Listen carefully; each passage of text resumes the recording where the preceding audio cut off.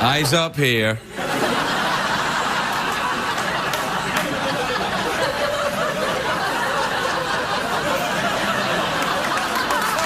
And a little. Steady now, steady. I know what you're thinking, Craig, what the hell are these trained hobos cheering at? Well, here's the thing. I'm wearing the suit that I'm wearing tonight. I kind of it's a little snug. And, apparently, there's some discourse in the out there, you know, in the dumpster that as to whether or not I favour any particular area of my trousers over any other area of my trousers, you know, where I place equipment I may or may not be permitted to talk about on network television.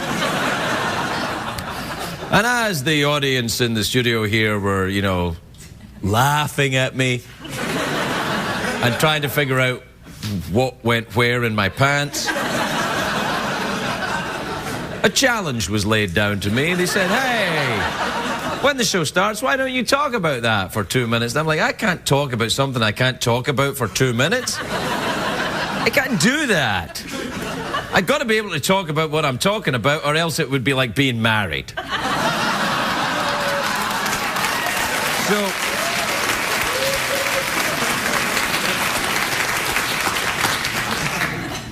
not the one I'm in now, obviously.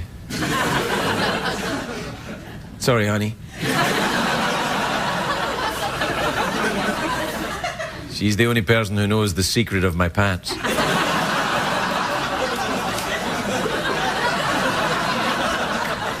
Although, apparently, my secret pants ain't secret anymore.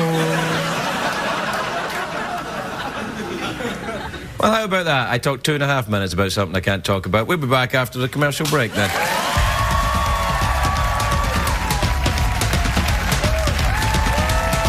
The Late Late Show with Craig Ferguson, sponsored by Kin, a new Windows phone living only on Verizon.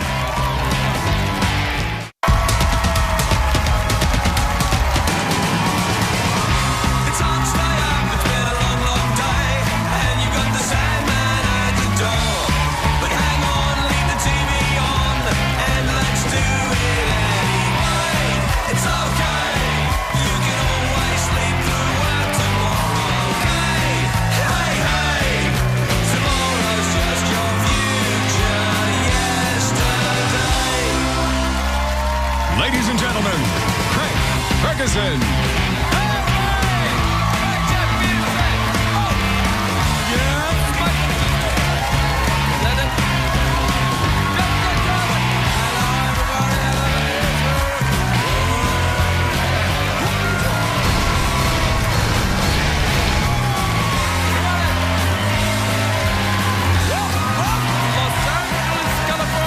Welcome to the Late Late Show. I am your host, Biggie Stickford. Thank you.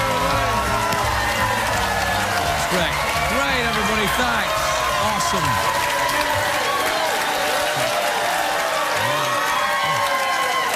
That's enough, everybody. That's enough. Please let it go. Remember, it's Wednesday. There's 2 more days of this you got to get through. So. Oh, I cussed right away, right at the start of the show. Oh, no. Oh, boo-hoo. Oh, no. Will he be cussing the whole show? Who's to say? It's hump day after all, and there's nothing I like better on hump day than a good old hump.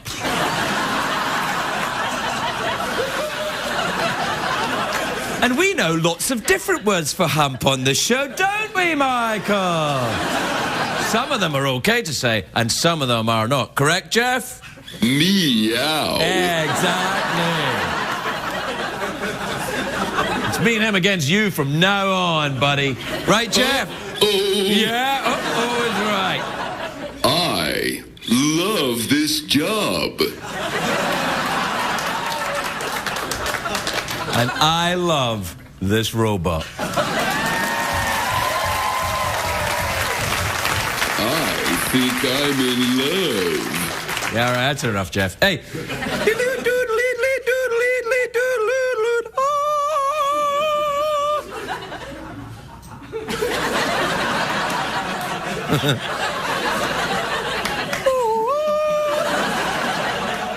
It's a great day for America, everybody. Yes, it is.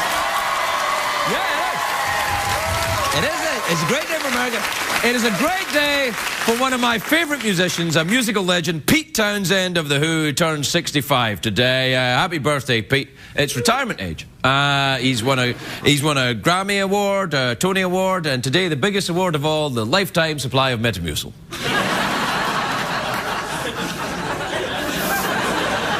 Talking about my constipation.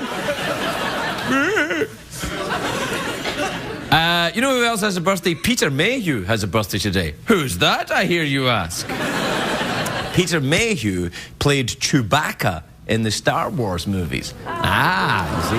Ah, yes. That's what I thought you might say, highly paid hobo audience.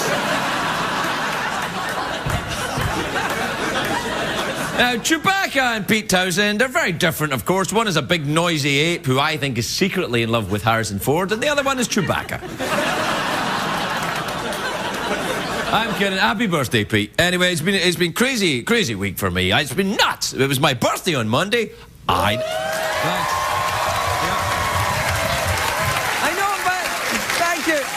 Thank you for being supportive, but I feel very old now. I'm on the wrong side of 30.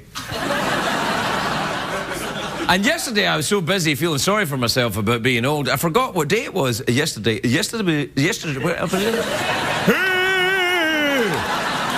forgot what day it was. Yesterday is the day I look forward to all day. I'm talking of course all day or all year. Hey! What I'm saying is yesterday was my favourite day of the year, International Museum Day. Please, try to contain your phony excitement.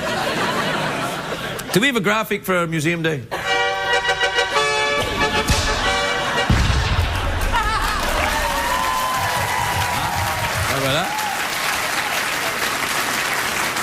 I can't believe, though, I forgot about International Museum Day. That would be like Woody Allen forgetting about Take Your Daughter to Work Day. I can't believe I forgot.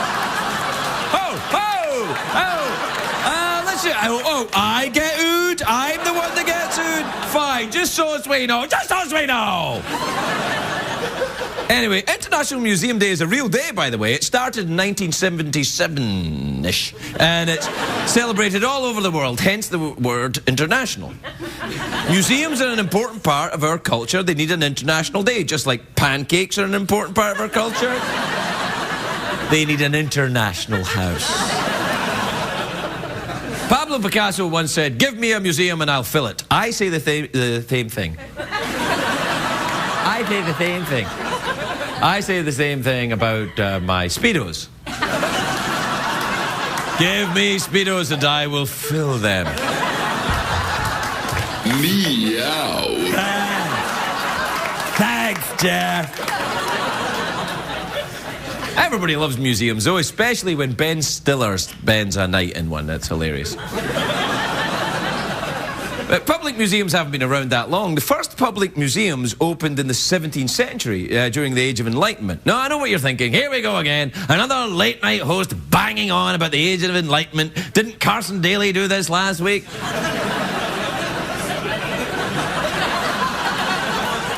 Actually, is he still on, Carson Daly? No. I'm not being mean, is he? Is he? Really?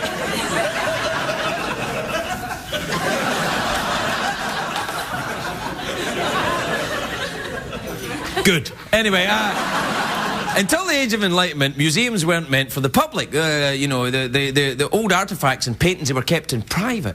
You know, by private collectors. If you wanted to see dogs playing poker, you had to train them yourself. Now, one of the first museums ever to be open to the public was the Louvre in Paris. Now, I've been there. It has lots of ancient scrolls and paintings and those things that stand there doing nothing. What are they called again? French people. Hey! Hey! Oh, no! Why is he picking on us again? We don't stand there doing nothing. We do lots of things. We walk over here, we walk over there. We eat the cheese, we stand up, we sit down, we have striped t-shirts. Why must you always pick on us, you middle of the night guy? Anyway, the Mona Lisa is in the Louvre. The Mona Lisa, that's in the Louvre. Yeah, that's what I was going to say. Mona Lisa in the Louvre. It's very difficult to see the Mona Lisa because it's always surrounded by tourists taking pictures, and it's much smaller than you think. It's like the art world's Ryan Seacrest. You try to see it and you just can't because there's tons of Japanese people taking photographs of it. You're like, Ryan, Ryan. He's like, help me.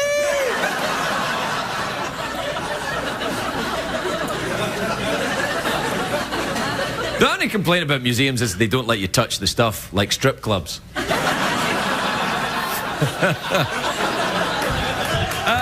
That's disgusting. Hey, stop. Don't, what the hey? Well, it's commercial break time now, isn't it? This suit look a little tight? Can you see my junk in this suit? Maybe oh to you, it may be oh to other people, Jack. That got me right on the funny bone.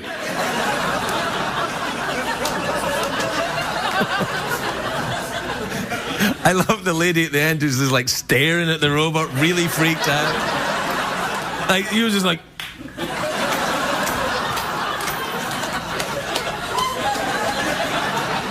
No, you were really... And you should be freaked out, because that is a sexy-ass robot right now. He will... Meow. Meow is right. All right, we have to take a break. Now, we're doing this for money. People who have products they want you to know about give us money, and then we give them airtime. It's a new idea we're trying out.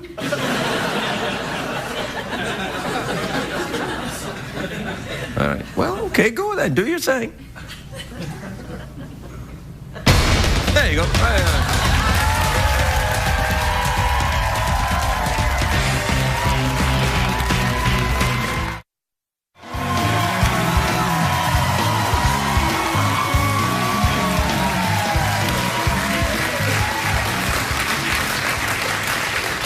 Welcome back, everybody. Welcome back.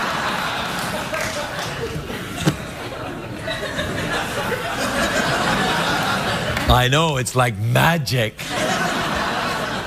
It's Craig, you had a giant hand and then you've got a regular size hand. Really? It's almost like there are parts of my body that change in size.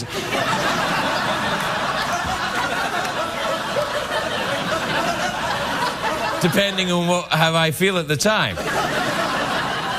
That's weird, isn't it? I mean, if you think about it, parts of your body change in dimension dependent on your mood. That's like if you saw that in a documentary, you'd be like, oh my God!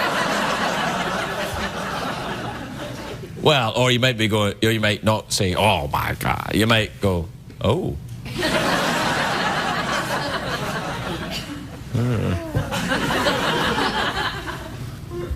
Oh, I tell you what, I just remember, what time is it, Jeff? Can we do tweets and emails, Craig?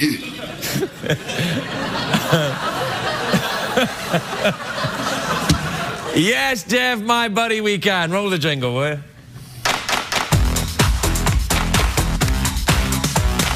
Euro crashes and Euro litter. Get on the dance floor and shake your Twitter.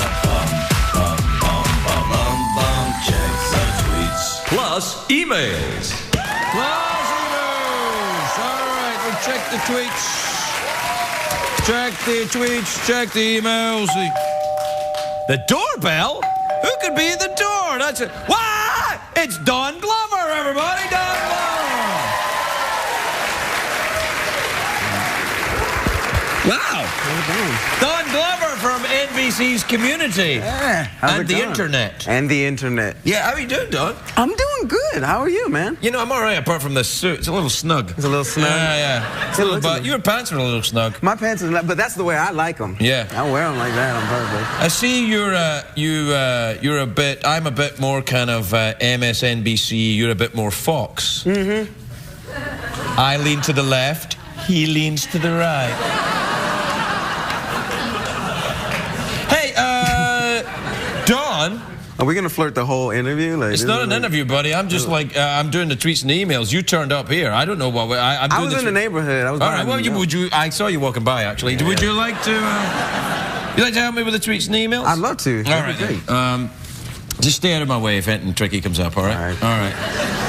This is from Muncie in Alpine in Utah. You ever been to Alpine, Utah? No, I've never been to Utah at all. I flew over it once.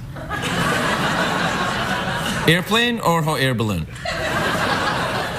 I was gonna say hot air balloon, but that's just a lie. Because a plane sounds like, oh, that's like normal, but a hot air balloon sounds really cool. But it was just a plane, man. Well, thanks. All right. Monsi says, Craig, and Donald, probably they mean as well. My friend and I are seeing you in Vegas in June. You going to Vegas in June? No. I'm going to Vegas in June. All right.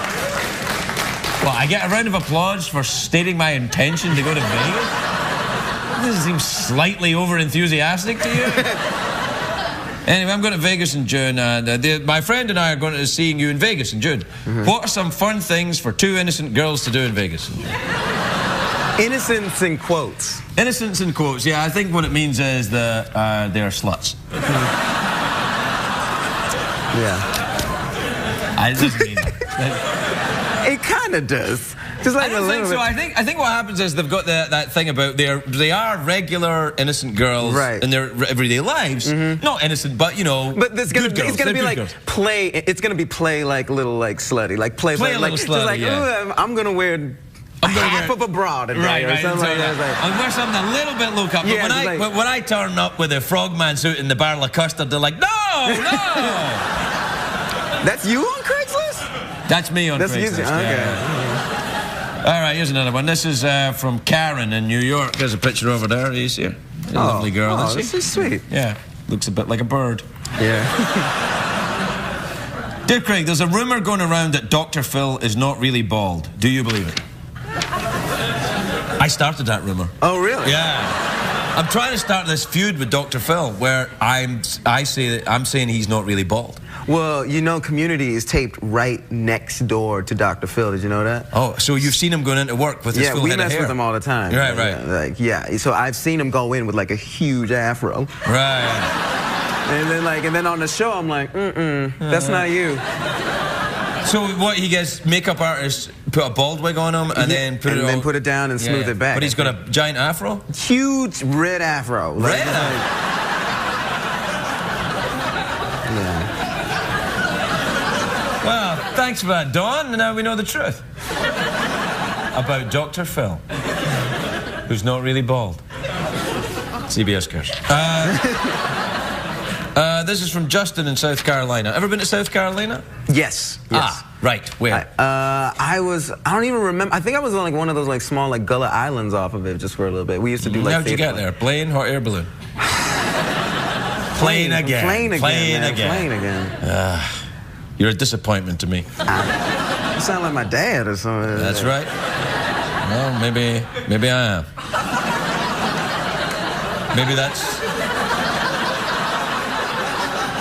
Maybe that's why I called you here tonight.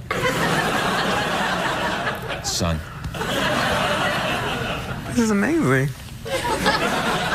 Actually, pretty spectacular. It is pretty spectacular. How black was Mom? Like, seriously. Pretty black. He's pretty black? Yeah, pretty black. Yeah. Like, about 100%. Yeah. It made me laugh, that. All right. I forgive you about the hot air balloon thing now. All right. Okay. This is from Justin in South Carolina, who says, Dear Craig, do you think Twitter is a good place to make new friends? Well, you're on the Twitter, aren't you? Do you think it's a good place to make the new friends? I think it's a good place to make new friends. I wouldn't go and meet them all in public or something like that. I wouldn't meet them in person. Well, that's not a friend then, is it? It's just like... Yeah, I guess it's like an online friend. I don't know, like, sometimes they're scary. Sometimes they're scary. Well, yeah, because sometimes people misrepresent themselves. Yeah, you can be like nice. They'll be like, oh, hey, I love your stuff. And you'll be like, oh, thank you. And they'll be like, how about we kiss? And you'll be like... That was like, too fast there. I know. Like, it gets weird and stuff like that. I don't like that. I like it straight, like just like, hey, let's go see. Yeah, let's go see a movie. Yeah, and get some dinner. Get some dinner. Make it out. What kind of friends do you have? Like, I think you know. All right, this is an email. This is from email so old-fashioned, aren't they? No, it's not a tweet. I know us kids don't like that. No, I like throwback stuff. I send my carrier pigeon. I send mine hot air balloon. This is from Ed in Stockton, California. He says, Craig, why is it that women's disposable plastic razors are so much fancier than men's? Well, there's an interesting question for you, Donald. I think it's because like women, they like the details. It's important to them, just like the little things. Like guys are just like, I'd shave with a piece of glass if you told me to. Yeah. Like if somebody's just like, oh, shave with this, I'd be like, you know. They're like, you know, it's important. So I think women like things to be of quality. Yeah, they want something because they have to deal with men who most of the time aren't. Quality guys. No. This is from Casey in San Diego in California. Ever been to California? Once. Plane or air balloon? Plane. Plane again, eh? All right, then. Oh, plain Donald. Are we out of time here, buddy? How long ago was that? 2 minutes. 2 minutes ago? Yeah, you might have said something, you passive-aggressive son of a... You got to get him on the wrap. I tell you. Well, which is, you know, I'll tell you the irony of this, Donald, because it says, you know, it's from Casey in San Diego who says, Dear Craig, what do I need to write in these messages to have them read on the show? And I'm like, I don't have time to tell you.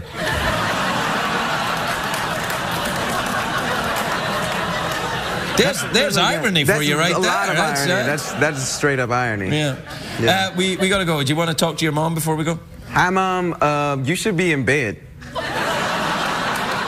Seriously, like, she runs a daycare, so she should not be up this late. Oh, I know what she does.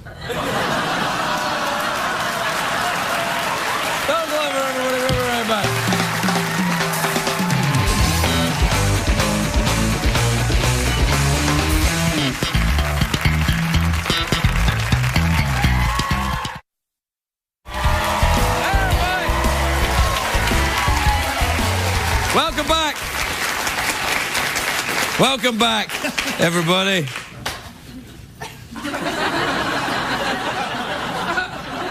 Eyes up here. Dinner and a movie first. My first guest tonight is a movie star. Really?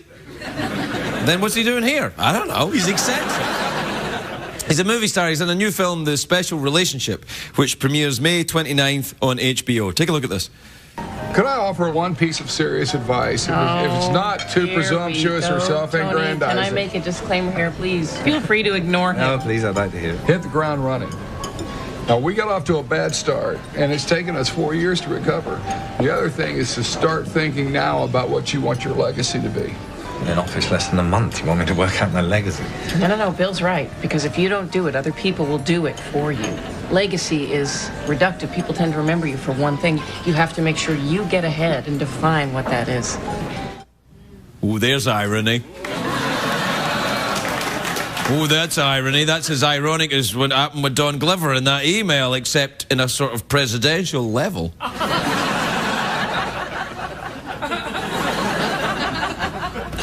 Was that? Yeah. Please welcome the big star that is Dennis Quaid, everybody. Dennis.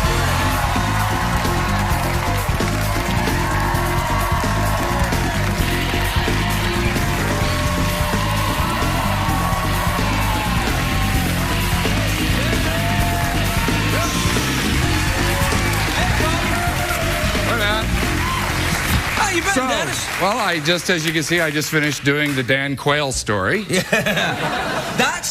You kind of you packed it on a bit for that. You look better. You've got it back. Gained 35 pounds for that. How'd you do that? I did it the same way that our former president did. I went to McDonald's. Did you really? Did you do it? You just piled it on like that? Yeah, I really love that 10-piece chicken tender select. It's fantastic. Along with an Angus burger deluxe. Do you? But you lost it. You know that movie Super Size Me. Yeah, I saw that. It's a load. It's really has no food. I think you made that up. I think you made it up. Felt good. Yeah. How did you lose it? Or you lose it? You lost it fast? I just quit eating McDonald's, and it went away. Of course, I was eating at McDonald's 7 times a day, but but when you eat anywhere 7 times a day, you're going to put on weight because McDonald's products are actually excellent. They advertise on CBS, don't they? Yeah. Well, I love them. Yeah. But that was interesting because I thought you were quite friendly with Clinton, right? Yes, I was. Well, so isn't it? Well, at least I was. Oh yeah, because when he sees, do you think he'll be upset? Well, I hope he likes it. I think the movie shows him in a very human way. It's written by Peter Morgan, who wrote The Queen and wrote Frost Nixon, and it showed them in a very human way. But I certainly know there's certain parts of my life that I wouldn't want a movie done about. Really? And, what parts are we talking about? Well, that's why I don't want a movie done about. Whoa, let me just... parts of your life you wouldn't want a movie about, eh? I'm not going to say, Craig. Oh, come on, man. Nobody watches this. I can not. Tell me, at least. You know that time in Vegas? Yeah, I remember that. How are things going? Now, do you fly airplanes or not? I thought yes, I do. I fly jet airplanes. You jet airplanes? Yeah. But you fly. You just got your license, right? I got my license about a year ago, but I fly a little kind of... Yeah. Yeah. But you don't fly that, right? Well, I haven't flown in a couple of years because I'm currently without an airplane. But have you got? It must be hell. Yeah. So when I learned to fly, I learned from this old guy. His name was Bud Wallen, and he was 76 years old. At that time, it was back in the 80s, and he was like 4 years younger than aviation itself. So I figured. He's going to be all right, but when I did my first solo, after, you go around in the field for like 12 hours, and finally he pops the door open and goes, "Been nice knowing you." Yeah, that's right. And you get up in the air, and when you're going around for your first time, there's no feeling like that when you kind of get up and you do everything to take off, and you get up and you're by yourself. That's an amazing sensation. And you look around and there's nobody in the airplane. Yeah, it's scary. Tootsie Fruits. What I noticed is that the engine of the airplane sounds completely different when you're in it on your own. Yeah, it does. Because when you're in it with an instructor, the plane's like... then on your own it goes... I was scared.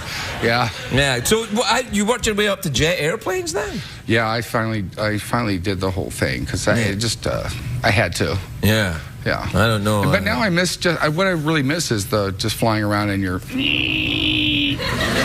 I'll sell you a plane. It's a little Cessna thing. It's all right. Yeah. Did you land at Van Nuys Airport? Yes, I did. Yeah, that's where you are, right? Yeah, it's a nice airport, Van Nuys. Yeah. It's got a runway and another one next to it. In case you mess up on that one, you can go on that one. Yeah. There's two. There you go. Oh, it's all right. There's another one. Darn convenient. Yeah, darn convenient. Yeah, but nice knowing you. There's a lot of those old fellas in aviation, though, that just have got a very kind of macabre sense of humor. Yeah, you need one. Yeah, I guess. Up there. They're scary. In the air. Did you ever fly with Kurt Russell? Yes, I did, actually. He scared me when I flew with him. He's a good pilot. He's a very good pilot. Yeah, but, I was very early on in my training when I flew with him, and I wanted to cry. But he's Snake Plissken. An actor's at the wheel? Kurt's Snake Plissken. You can't cry in front of Snake Plissken. You can't go, "Snake, I'm scared." I was like, "Oh," and he's like, "Wow, what's wrong? What's wrong?" I'm like, "Nothing, I'm good." "Well, don't annoy me. I'm enjoying the view, Kurt." Yeah, it's bad. You should get back to it. Yeah. I should. I almost opened up my own airline. What? Well, called Miracle Airlines. If it's a good flight, it's a miracle. Yeah. Or Treetop Airlines. Fasten your safety belt. Will be flying upside down most of the way. Yeah. You ever do any of that acrobatic flight? Yeah, that was fun. Yeah, I've never done that. Yeah, and the weightless thing. Yeah. Yeah. No. That's fun with a date. That's fun with a date. A date? Yeah. Yeah. No, I don't think you should do that, Dennis. No. Yeah. You shouldn't. Want to do an awkward pose? Yeah.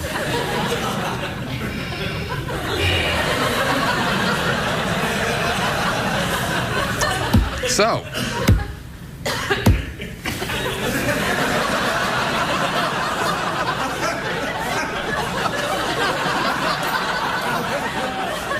Where are you from? Dennis Quaid, everybody.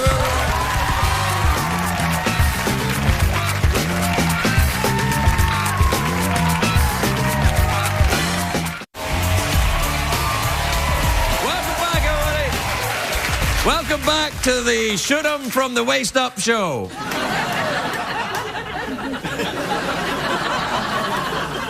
You can't handle the truth. My next guest is a very beautiful actress. She stars in Sex and the City 2, which is in theatres on May the 27th. There's sex in it. Apparently. I haven't seen it, but if there is sex in it, I am going to see it. I'll make my decision based on this clip.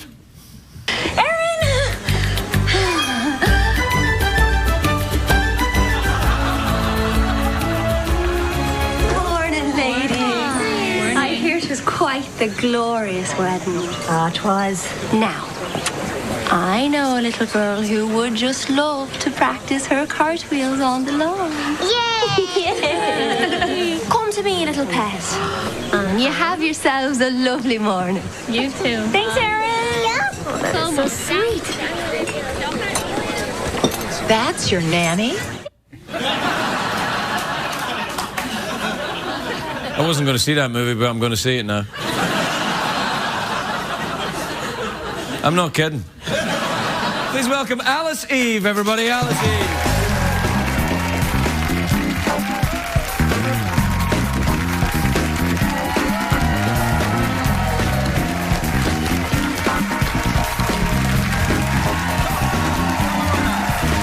Welcome, Alice, please. Take a seat, Alice. Take a weight off. How are you, my dear? I'm very well. How are you? I'm all right, actually. I'm a bit concerned about my trousers, more than I was before, but Everyone's concerned. I was concerned about your trousers. Why? I thought it was something you did, but apparently this is unusual for you to be kind of holding them like this. I didn't think I was holding them like that. Your trousers are holding them like a bra would hold. Really? Yeah. Really? Yeah. A bra, isn't it? Yeah, never, hey, come on now, hey! Well, this looks like an interesting film, I guess. I mean, it's Sex and the City. It speaks for itself. But right. You're not really Irish, though, I can tell. No, I'm not Irish. Where are you from? London. That's nice. Yeah, I bet you wish you were from London, don't you? I used to live in London. I lived in London. Did you? Yeah, I did, yeah. I don't you remember do a good RP. What, like talking... Like me. Talking like you? Yeah, you do. Yes, I can talk like you a little Oh, bit. darling! Yeah. Yes, I can. And I'll tell you why, because I've been around a lot of young ladies that talk like you. Oh, have you really? Yes, I have. Do you like... Wearing trousers much like these. So they work? Oh, they work indeed. They're what we call in show business result wear.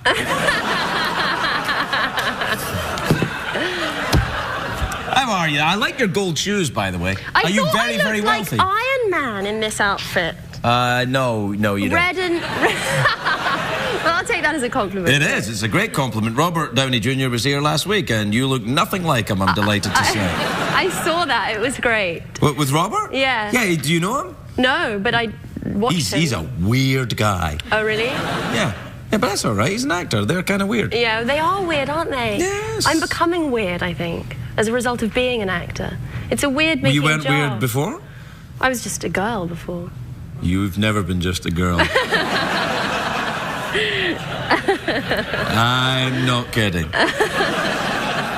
No, I mean, does it make you weird being an actor? Why would it make you weird? I mean, you're weird. You do this. It's like when you present something. You know, that's like your brand of like funny weird, you know? You're very, very funny. And weird? Yeah. With bra-type trousers? I don't know what to say about the trousers. Say nothing. Okay. It'll be our secret. Okay. Well, how is your weirdness manifesting itself then? What's happening? What are you doing? Yesterday, I drove to Ontario with my friend. Ontario? Ontario. Oh, I so miss Ontario. I drove to Ontario to buy an old car.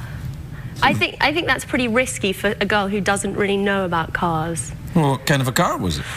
Well, it's got 2 doors, not 4. It has... Still feeling pretty safe. Yeah. It has a hard top that you can take off it. Ooh. What's the make of this car? Mercedes-Benz. Oh, Mercedes. Oh, German. German. Ah, that is weird. Don't let's be ghastly to the Germans. Why not? They were ghastly to us. Don't let's be beastly to the Germans. Yeah, what's that from again? Is it Monty Python? No, I think it's from Oh, What a Lovely War, I think. Which was, I don't know, Michael will find out using computer power. It's a good song. Yeah. Have you ever been to Germany? I'm buying this the car off a German person. That doesn't qualify you as having visited the country. You met a German person. I met a German person. I mean, I've met Japanese people. I've never been to Japan by osmosis. I feel like I've been to Germany. He must be very German if two German people. 2 Germans. In Ontario. Really? That's how it starts? How did they get to Ontario? Oh, you don't want to know. They march.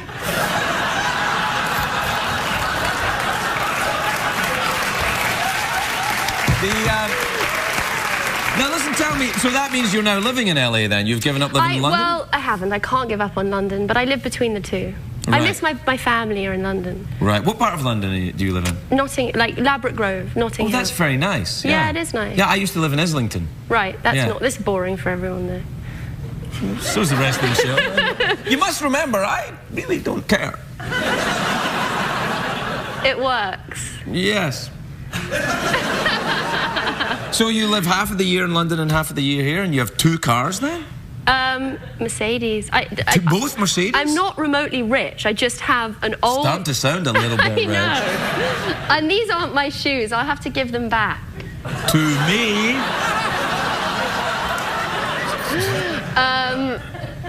Yeah.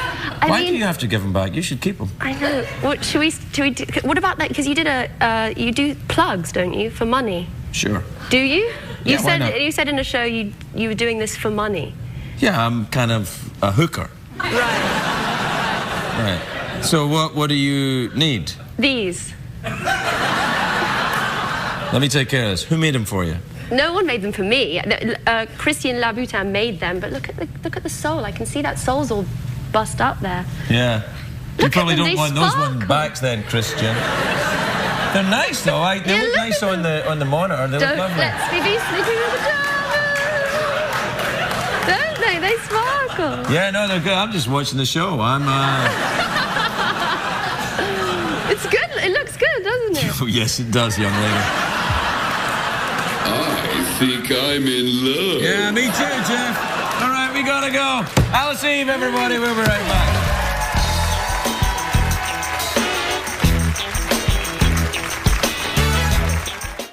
If you're watching Craig at home, you're missing half the fun. Consider this your formal invitation to laugh live in our studio audience at a taping of The Late Late Show with Craig Ferguson.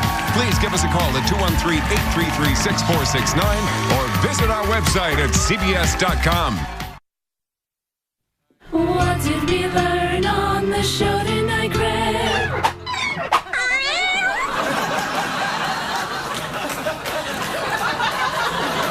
I'll tell you what I learned on the show tonight. There's a right night and a wrong night to wear these pants. I'm kidding. I'm like a doctor. I have no feeling.